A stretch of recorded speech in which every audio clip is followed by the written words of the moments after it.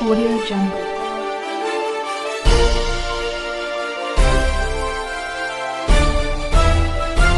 Audio Jungle. Akhilesh Yadav जिंदाबाद। अखिलेश यादव जिंदाबाद। जिंदाबाद।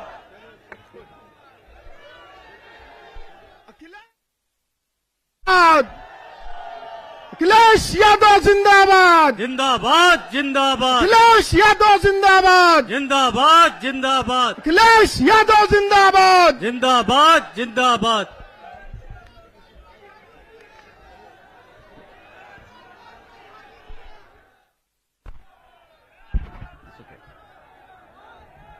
मंच पर इस चुनावी जनसभा की अध्यक्षता कर रहे कांग्रेस पार्टी के अध्यक्ष नौशाद आलम मंसूरी जी, समाजवादी पार्टी के महानगर के अध्यक्ष हाजी फजल महमूद साहब,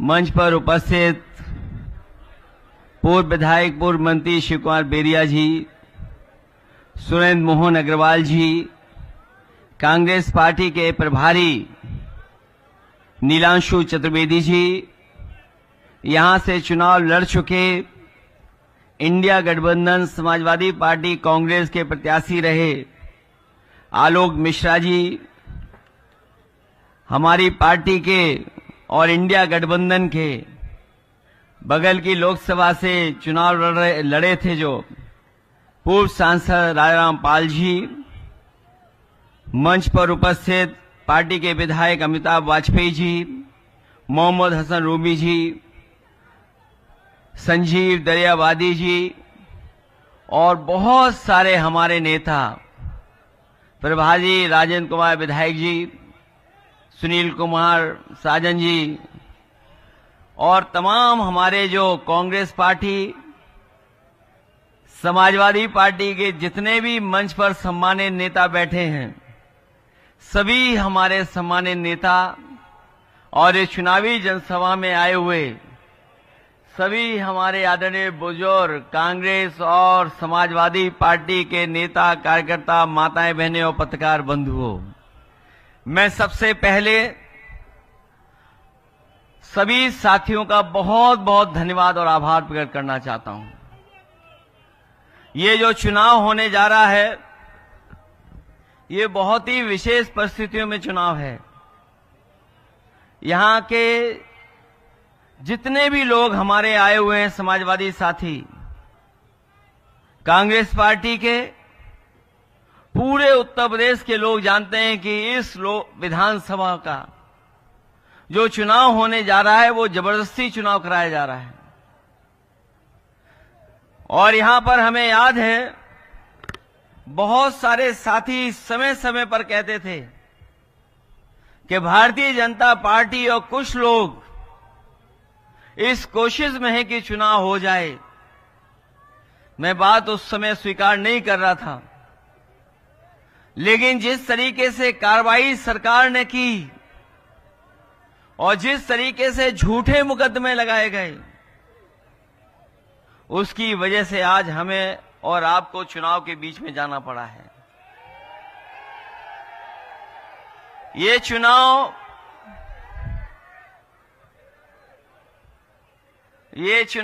केवल कानपुर का चुनाव होने नहीं जा रहा है। ये चुनाव केवल कानपुर का नहीं है। जब मैं और आप यहां पर मैदान में मिल रहे हैं तो बहुत सारे लोगों को जानकारी हो गई होगी कि सुप्रीम कोर्ट का अभी बुलडोजर पे फैसला क्या आया है। अभी जब हम और आप लोग इस जनसभा में खड़े हैं, बैठे हैं, उससे आने से पहले आपको सबको पता होगा कि सुप्रीम कोर्ट ने क्या टिप्पणी की है और इस सरकार का जो बुलडोजर प्रतीक बन गया था, उसके खिलाफ जो टिप्पणी की है और सुप्रीम कोर्ट में जो लाइनें रखी गई हैं, वहां के जज साहब जो उन्होंने पढ़ा लाइनों को और जो बोला कोर्ट में, वो कोई भी लोकतंत्र में जो फैसला आया है उसको स्वीकार करेगा, उसको बधाई देगा। मैं इस मौके पर जो सुप्रीम कोर्ट का फैसला आया है सरकार के खिलाफ, उसका धन्यवाद देता हूं, बधाई देता हूं। और वो जो लाइनें पढ़ी उन्होंने,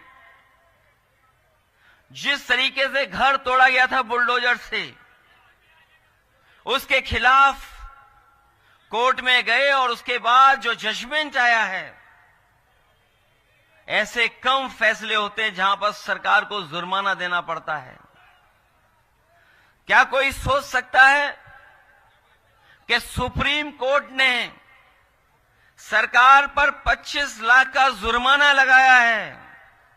न केवल जुर्माना लगाया है, बल्कि ऐसे दोषी अधिकारियों के खिलाफ कार्रवाई करने के लिए भी कहा है जिन्होंने बुलडोजर चला करके किसी का घर तोड़ने का काम किया है। जो घर तोड़ना जानते हैं उनसे क्या उम्मीद करोगे आप? जो घर तोड़ने में सेकंड न लेते हो, उनसे क्या उम्मीद करते हो? कम से कम आज के बाद उनका बुलडोजर हमेशा हमेशा के लिए खड़ा हो जाएगा गैराज में। अब किसी गरीब का घर नहीं टूटेगा। और जो फैसला देते समय पढ़ा उन्होंने अपनी लाइनें, अपना घर हो, अपना आंगन हो। उन्होंने एक व्यक्ति के बारे में लिखा कि अगर जो व्यक्ति अपने जीवन भर में कोशिश करता है कि घर बना ले, उसके लिए जो लाइनें पढ़ी गई कोर्ट में, अपना घर हो, अपना आंगन हो, इस ख्वाब में हर कोई जीता है। इंसान के दिल को ये चाहत है कि एक घर का सपना कभी न छूटे। तो सोचिए, सुप्रीम कोर्ट ने कहा है, इससे ज्यादा सरकार के खिलाफ टिप्पणी और क्या हो सकती है? ये बात